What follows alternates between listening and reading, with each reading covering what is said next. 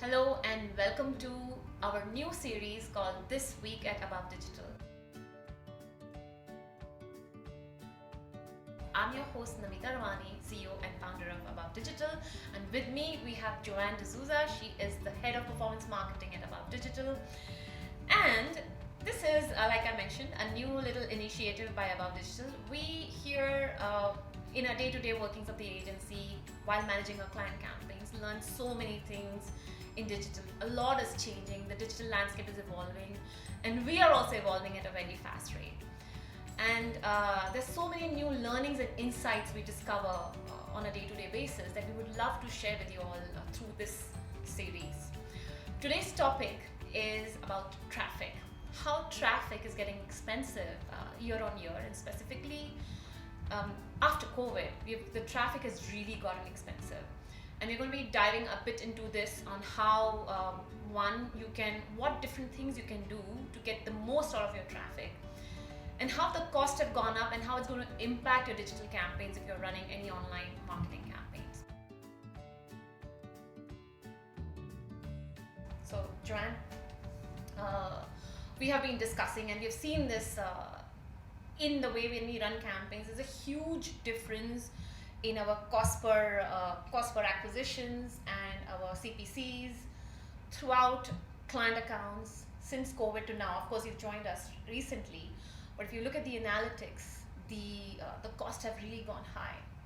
Yes, and I think that this is an overall, it's not specific to one account or it's not specific to one industry, but it's an overall shift in traffic which we see across the board.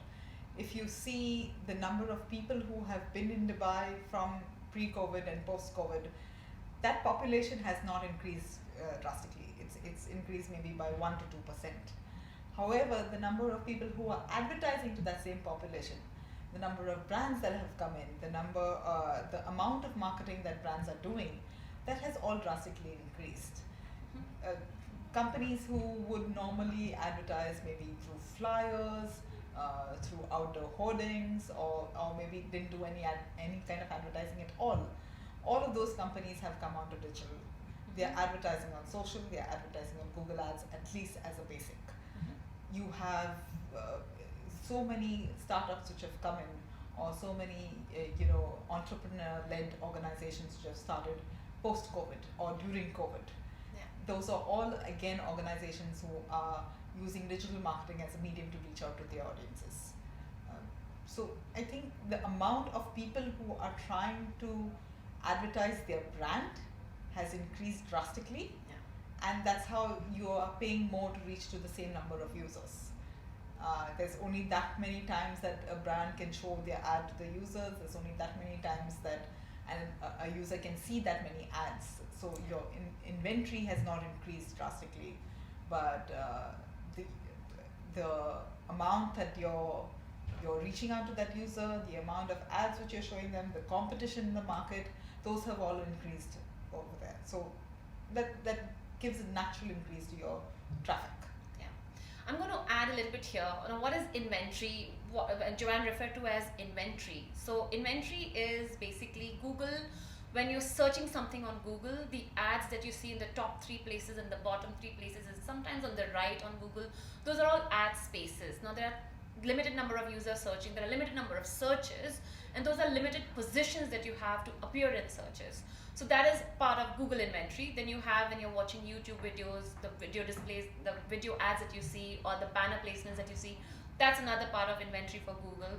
When it comes to Facebook and Instagram, and you're browsing your news feed and you see those sponsored ads, that's inventory for Facebook. So this is the kind of placements across platform is what we are referring to as inventory, just for our new listeners and people who are not so savvy about digital. It's a lot like what you see when you're driving through Dubai, right? You see a certain number of outdoor boards and hoardings in Dubai. Now that's always limited to the number of roads which you have available, and the number of boards which are there. When you build a new road, you probably get 2 to 3 new boards and two more spaces for inventory. So it's the same space on that.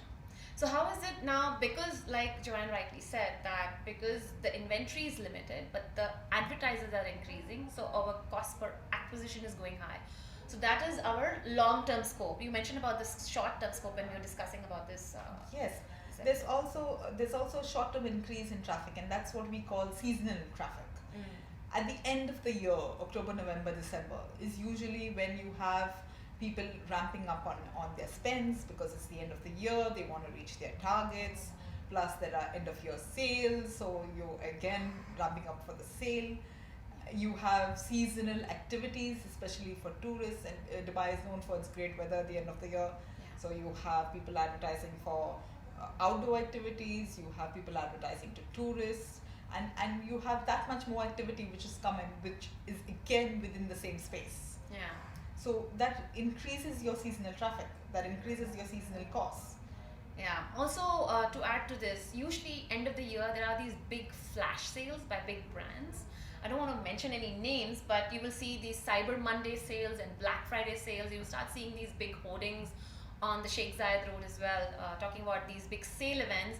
Now, these big brands actually buy out a lot of ad space. That makes your advertising more expensive for a smaller business. Like most of our clients are B2B, a business to consumers, but they are the cost really goes high during this time of the year. To be this is the most expensive quarter of the year for most of our clients. And how do we combat this? How do we combat this CPL increase in our marketing campaigns? See, to be honest, one is being prepared for it. You know that this is going to be the expensive quarter, so you have to budget accordingly. When you're doing your budgets at the beginning of the year, you have to budget accordingly. You also then look at what kind of campaigning you can do. Very often, you need to use more or less the same amount of money to get more traction out of your ads. So you need more hardworking creatives. Okay. When we talk about hardworking creatives, it's not always about an offer. Everybody is running an offer right now. It's also about what you're saying. How is that resonating with your audience? Are you creating an emotional connection? Most ads which you look at, and this is true whenever you think about a good advertising, it's because it has created something in your mind, which has created an emotional connection, which has triggered a memory, and which has said, oh, this is something which I want, and that's why you look at advertising that way. So you create those kind of campaign strategies 2 to 3 months in advance, and you say, okay, this is how I'm creating a connection. This is how I'm creating maybe a buzzword or a feel, and you move on from there, and then is where you introduce your offer. Okay. So these are some aspects. So one is increasing your budget spend. So maybe having a bigger ad spend budget for the last quarter of the year. So OND, basically October, November, December, you have higher spend. Second is your messaging. I think one of the third things that you can do is plan your email campaigns. So those are the biggest asset a business can have, and I've referred this so many times, even in my emailers. If you're not part of our email list, visit abovedigital.com and subscribe to our mailing list. Every month, I try to send one mailer at least a month. And just last 2-3 mailers, I've spoken highly about importance of email marketing and how it plays a big role for retention and upselling to your current clients who have already, or current database who have already paid for. So that's another one that I would like to add, is ramping up your email marketing campaigns and making sure they are planned. Maybe you're sending more often the mailers. What else can people do? It's also a lot about how you drive your organic traffic. Your SEO is something which you're looking at building highly in the OND quarter. So if you've been doing maybe 1 to 2 blogs or guest postings at the beginning of the year, by the end of the year that's going to just double up, and you want to put out more activity, you want to put out more relevant activity, you want to tie it in terms of how your product kind of ties in with the end of the year. So a lot of that as well. So adding up your blog content and then repurposing the blog. So normally what we do for our clients is now blogs play a huge role in getting you better results with SEO, which is organic rankings. Now when we write blogs, when we write content for blogs, one is many people or many companies write blogs for search engines, but that's not how it should be. You should write blogs for humans, because at the end of the day, when those blogs show up in search, people are going to click on it, go read it, and the goal of the blog is to generate an action, which is maybe sign up to your newsletter or social media or buy from you. Of course, the ideal one would be to buy from you, or to book an online appointment to meet you or or do a purchase. So that is the main goal of the blog. Now, the other thing that you can do, or the other way that blogs come are very beneficial, is you repurpose the blog on your social profile, so they become your quality content for your social media handles, whether it's Instagram, Facebook, LinkedIn, wherever you want to reshare the blog. We mostly use or repurpose blog content in our client newsletter. So all our newsletters always have a section from the blog which is related to the topic of the newsletter. So that is something of repurposing blog. Anything else we can add to this? In terms of blogs, no, but whilst you were on the topic of social media, I think a lot of it also comes in social media and interacting organically with your customer base. So these are all organic activities which you can do to boost your paid media. So you interact a lot more with your customer base, you engage with them. It does not necessarily have to be as a talking down from a brand perspective, but more a talking to with your consumer. Can you elaborate a little bit more on this? When you were talking down or talking to? A lot of brands feel that they need to put out content and they need to be informative and they need to tell the consumer that, okay, this is what you should be doing, this is XYZ, this is what is happening, and now go ahead and maybe not buy a product, but you say now go ahead and start using this particular product. It's informative, it has a sales angle, and that's about it. But when your consumer is on social media, they're looking for somebody to interact with. They're looking for somebody who understands their viewpoint and they're looking to be heard as well. So online reputation management, or ORM as it's popularly called, is key, especially on social media. So when you go back to your consumers and you say, I heard you saying this about a particular brand, or I heard you saying this about one of our particular services, and I understand your pain point. It's not in that many words, but when you're interacting with your consumer that way, they feel heard. They feel that it's a conversation, it's a dialogue, as opposed to you just telling them what to do. Maybe you want to give us an example, referring to one of our clients, maybe. Sorry, I'm putting you on the spot, but yeah. Because I just want our listeners to kind of see it in action. For example, if you have kind of a scenario for our clients, that the way we communicated that particular service on a blog and on social media, and how, for example, for one of our clients, Ivory Aesthetics, the way we are planning her content, with the way we are talking about her different services on stories. So Ivory has this very interesting thing. They get a lot of organic reviews based on the services which they offer. So what we do is when somebody posts a review, we repost it on our stories to show that we appreciate that review. We communicate with that person and we say that, yes, thank you for giving us such a good review. We really like it. It shows that we're listening to the user. It shows that we appreciate the review which you're getting. And this can be for a good or a negative review. Even if it's a negative review, the brand still goes out and the brand still tries to understand why the review has happened, what has happened beyond that, and if we can try to fix it. That shows the user that you're listening. Yeah. It's just that. So basically, in a nutshell, if I kind of wrap what Joanne was saying was listening to your users, to whatever your market is saying, and responding to that on social channels as well. Am I correct? Yes. Anything else you would like to add on this topic?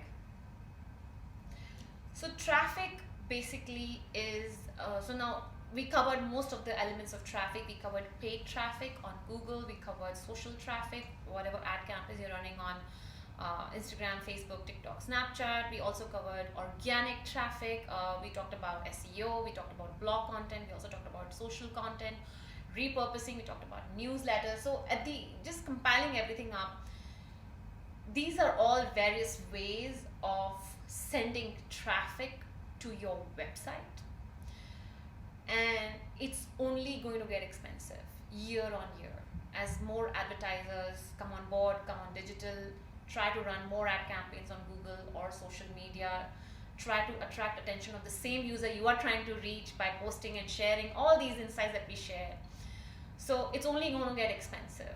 And the best way to combat this is having a proper marketing calendar over the year, understanding how seasonalities impact your ad spend or your CPCs or cost per leads and cost per acquisition campaigns, changing the ad spend over the year, creating quality content for your marketing activities, for your blog and everything else, having a structured activity throughout the year, posting regular blogs on your website. It shouldn't also be the case that you're posting a blog right at the end of the year just because that's the most expensive period and you want to have more traction. You have to have consistency as well, making sure you're sending weekly, monthly, twice, at least twice newsletters or weekly newsletters, or if you're an e-commerce brand, maybe sending 2 to 3 newsletters a week, if not more.